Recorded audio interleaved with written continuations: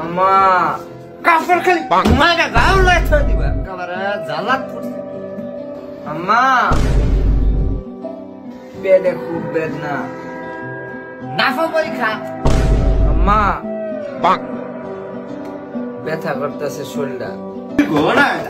নাফা পরীক্ষা